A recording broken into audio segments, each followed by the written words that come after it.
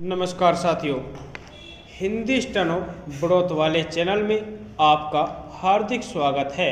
आज की डिक्टेशन रामधारी गुप्ता खंड 2 से प्रतिलेखन संख्या 5 व 6 से 90 वर्ड पर मिनट की स्पीड से होगी।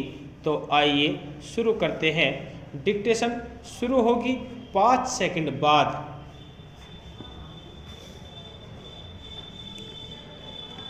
स्टार्ट।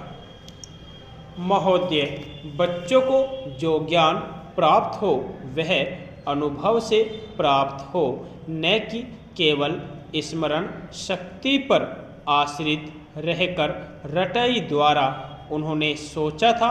और उच्चतम शिक्षा शास्त्रियों का भी यही विचार है कि इस प्रकार से प्राप्त ज्ञान बच्चों में जागरूकता, कार्यकुशलता, स्वतंत्र भावना पैदा करता है, जो इस जीवन के संग्राम में बहुत सहायक हो सकता है।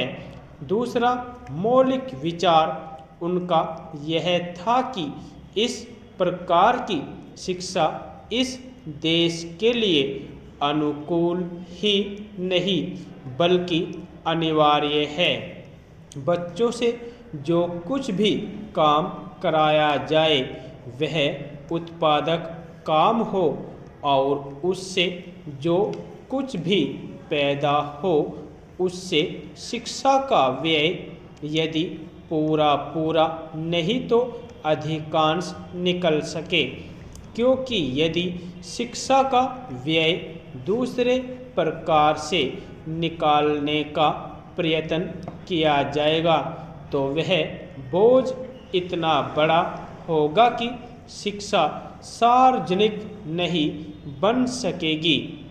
पिछले वर्षों में जो कुछ भी विचार किया गया था या प्रयोग करके देखा गया, उससे जहाँ तक मैं समझता हूँ वही निष्कर्ष निकाला जा सकता है जो पहले सम्मेलन में हुई बहस से निकाला जा सकता था। हमारे शिक्षा शास्त्रियों ने इस पद्धति की अनुकूलता और श्रेष्ठता तो मान ली थी, पर उनकी दृष्टि में इसके द्वारा शिक्षा का व्यय निकालना असंभव ही नहीं, अनुचित भी था। प्रयोग से देखा गया है कि इस पद्धति की उपयोगिता है और इससे पूरा नहीं तो अधिकांश व्यय निकाला जा सकता है। यह मैं प्राथमिक और माध्यमिक शिक्षा के संबंध में कह रहा हूँ। उच्च कोटि की शिक्षा के संबंध में अभी प्रयोग नहीं के बराबर हुआ है, इसलिए उसके संबंध में अभी कुछ भी कहना संभव नहीं है। इतना होते हुए भी हम देखते हैं कि इस पद्धति को उतना प्रोत्साहन नहीं मिला और न इसका उतना प्रचार ही हुआ जितना होना चाहिए था और जितना स्वराज्य प्राप्ति के बाद हम कर सकते थे। इसका कारण जहाँ तक मैं समझता हूँ यही है कि इसकी उपयोगिता प्रमाणित होने पर भी पुरानी पद्धति पर जो आस्था थी वह अभी दूर नहीं हुई है, और इसी कारण शिक्षा के काम में जो व्यक्ति लगे हुए हैं उनका न तो इस ओर ध्यान गया है और न उन्होंने इस विषय पर गहराई से चिंतन ही किया है। आज भी हम इतना ही कह सकते हैं कि इस पद्धति का अभी केवल प्रयोग ही किया जा रहा है। इसे राष्ट्रीय कार्यक्रम मानकर हमारी सरकार ने उसको चालू करने का निश्चय नहीं किया और क्रियात्मक रूप से कुछ करने की बात तो नहीं के बराबर ही है। उसका परिणाम यह हुआ है कि पुरानी पद्धति की संस्थाएं दिन प्रतिदिन बढ़ती जा रही है और शिक्षा पर सरकार जो कुछ भी व्यय कर सकती है या करना चाहती है उसका बहुत बड़ा अंश उस पद्धति को ही बनाए रखने में व्यय हो रहा है और इस पद्धति को बहुत कम प्रोत्साहन मिला है। मेरा अपना विश्वास है कि शिक्षा में मौलिक परिवर्तन अवश्य किया जाएगा। महोदय, बहुत बड़ा अंश अनुभव और लोगों की कही सुनी बातों से, देखे हुए दृश्यों से और कुल तथा समाज की परंपरा से प्राप्त होता है। सिनेमा इस सभी प्रकार के ज्ञान की प्राप्ति में सहायक हो सकता है क्योंकि यह मनुष्य की दृश्य और श्रव्य अनुभूतियों के क्षेत्र को बहुत ही बढ़ा सकता है। यह एक साधारण सी बात है जिसे सभी जानते हैं कि केवल सुनी सुनाई बात की अपेक्षा हम पर देखे हुए दृश्य का प्रभाव अधिक पड़ता है और हम यदि सिनेमा द्वारा किसी चीज़ को देख लेते हैं तो उसका उतना फल तो नहीं होता जितना स्वयं आँखों द्वारा देखने से मिलता है।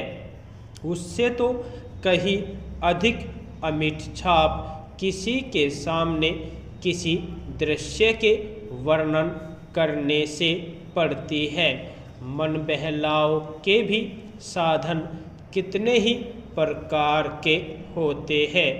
कुछ तो ऐसे हैं जो मन बहलाव के साथ साथ शिक्षाप्रद भी होते हैं और इसके विपरीत बुरे संस्कारों का साधन बन जाते हैं।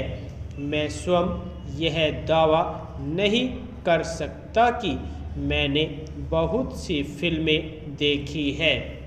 सच पूछिए तो मुझे बहुत कम फिल्में देखने का अवसर मिला है, पर मेरे पास जो खबरें पहुंचती हैं बहुतेरे विश्वसनीय भाइयों और बहनों द्वारा जो शिकायतें पहुंचाई जाती हैं उनसे मालूम होता है कि बहुतेरी फिल्में दूसरी कोटि की है जो शिक्षा अथवा मन बहलाव का साधन न बनकर बुरी वासनाओं को जागृत करती है।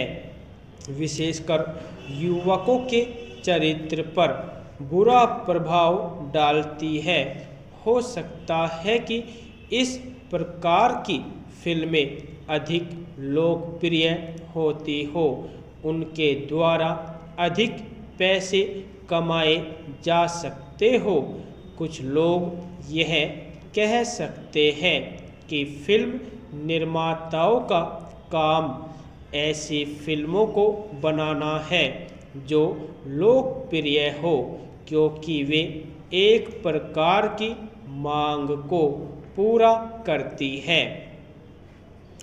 यह भी कहा जा सकता है कि फिल्मों का ध्येय मन बहलाव ही है।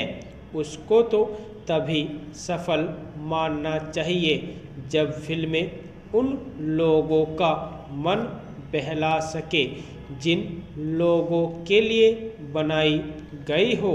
ये सब बातें बहस के रूप में कही जा सकती है, पर मैं चाहूँगा कि कोई भी सिनेमा हो अथवा फिल्म के बनाने वाले हो, वे यदि अपना कर्तव्य समाज सेवा समझते हैं और उन्हें ऐसा समझना भी चाहिए, तो उन सब के लिए ये सब बातें यदि अग्राह्य नहीं तो गौण अवश्य है और उनका मुख्य उद्देश्य तो सेवा ही होना चाहिए। सेवा तभी तक सेवा रहती है जब तक वह सेव्य का हित न करे, न कि उसे गिराए। इसलिए मैं चाहूँगा कि फिल्म बनाने वाले इस पर विचार करें कि उनका उद्देश्य क्या है। उद्देश्य सेवा ही होना चाहिए और सेवा के साथ साथ यदि धनोपार्जन भी हो जाए तो निर्दोष है। यदि धनोपार्जन ही उद्देश्य हो और सेवा न हो तो वह अग्राह्य होना चाहिए। यदि मनुष्य अपने स्वार्थवश कुछ ऐसा काम करता है जो उसके व्यक्तिगत लाभ के लिए तो ठीक हो, पर जिससे समाज को हानि पहुंचती हो, तो उसे रोकना पड़ता है। यदि आपको डिक्टेशन अच्छी लगी हो तो हमारे चैनल को सब्सक्राइब करें तथा वीडियो को लाइक व शेयर भी करें। धन्यवाद।